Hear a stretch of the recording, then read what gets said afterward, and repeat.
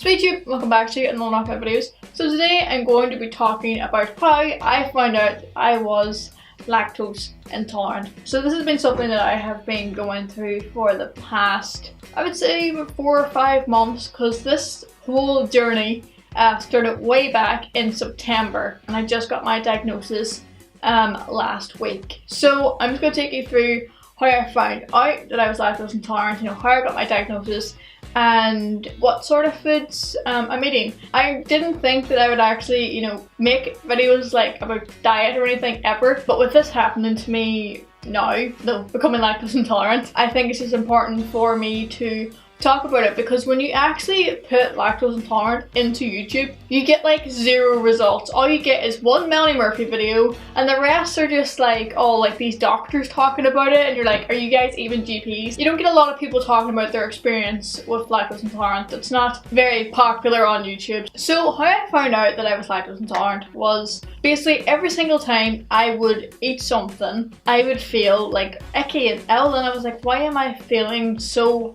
horrible? Like, what is making me feel like this? And I was getting really worried because I started getting like really bad cramps, and I was just like, it was so crampy and sore. And I think why that happened was because I was still eating cheese, I was still drinking milk, and my body was just like, no, we can't digest this. This is getting too much. So I googled, getting cramps every time I eat, getting these really bad pains and stuff, and lactose intolerance came up as one of the things, and I clicked on the lactose intolerance link, and it brought me to like a list of symptoms, and I was going, I have that. Yep, that's what I feel like. Yep, I've got this. And I had like most of them. So after I found, all these symptoms online and all that, I, told my mom, I was like, I think it could be lactose intolerance. And she was like, right, okay. So she says, right, we'll start with like simple changes. So you've got cereal every morning, you have milk in your cereal every morning,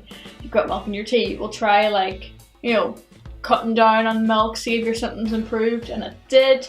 Then she got this oat milk called Oatly.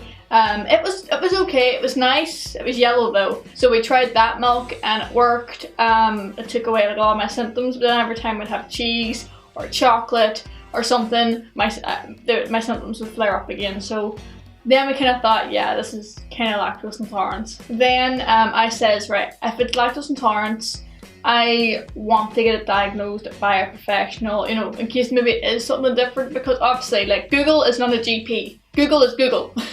A GP is a GP. We booked a doctor's appointment, and in the lead up to that doctor's appointment, I kept a food diary and I wrote down my symptoms after I ate. So the doctor could look at what I'm eating and see if maybe it could be caused by something else. I had that first doctor's appointment in December. I think I started keeping the food diary in November, and I kept it for a whole month in the lead up to that appointment. So once I got that appointment, I got in to see the doctor, and she told me that lactose intolerant is quite rare in like my ethnicity. So she sent me for a blood test. So I got sent for a blood test, everything came back clear, and she also sent me for a celiac test as well. It came back negative as well. But in the first appointment, she thought that it could be IBS because it's really common in, my age group. So over Christmas, she gave me tablets and different treatments and stuff for IBS, and she says, take that and see if it works.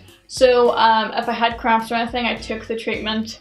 Didn't really do anything for me, it didn't really work. So what happened then was I went back to the doctors. I had made another appointment prior, because the doctor says, no, take this treatment, come back after Christmas, see me, and we'll see what happens. So I went to that second appointment, and it was on the 3rd of January, which was just over a week ago as of recording this video. But she then, asked me, did tablets work, did you take them? And I told her, and she went, right, well, because those tablets didn't work and you're not relying on that medication, I can rule out IBS, and the only thing that is left is lactose intolerance.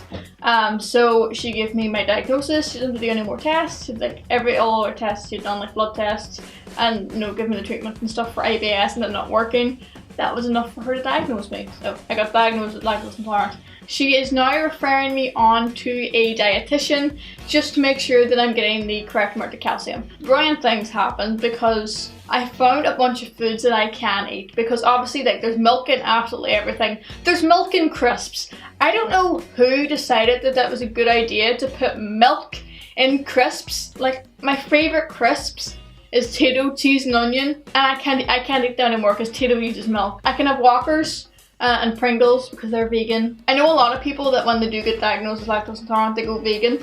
I'm not, because I love meat too much. I feel like I'm already like losing a lot of nutrients from not having dairy anymore, that if I went vegan I'd just be losing more nutrients for absolutely no reason. What I am doing is I'm going dairy free, but I'm not even going dairy free, and I'll tell you why. Because me and my mom have actually found lactose free milk. It is milk, but it's just got the lactose, because if you don't know, lactose is like the natural occurring sugar in dairy. So they basically just take that sugar out, or they add like an enzyme to it to make that sugar easier to digest. Then I can drink it and it's fine. But it's still actually milk. It still tastes like milk.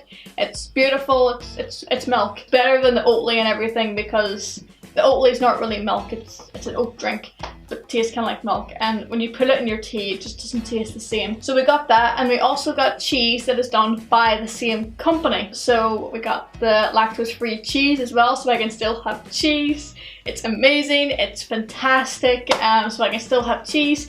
And another thing is I have actually found a range of products. Tesco do a really good free from range, and on my way to college every single morning I walk past Tesco, so I can call in, grab myself some free from nachos, some free from cookies. So there's a bunch of stuff in that range. Only thing is the chocolate from that free from range is absolutely horrible. Like no, I would not watch that in my worst enemy. That chocolate was bad. I can still eat like some dark chocolates and stuff. Basically, being diagnosed with lactose intolerant, it means that I just have to watch my diet a little bit tighter than everybody else. Like I can't have cheesy nachos anymore, despite the fact that I freaking love nachos. You can't indulge in chocolate and stuff. And as you see, if you watched my Christmas video, I did actually get some chocolate. You're probably wondering, why did you get a lot of sweets for Christmas? That was why. But I didn't want to say on the channel that I was lactose intolerant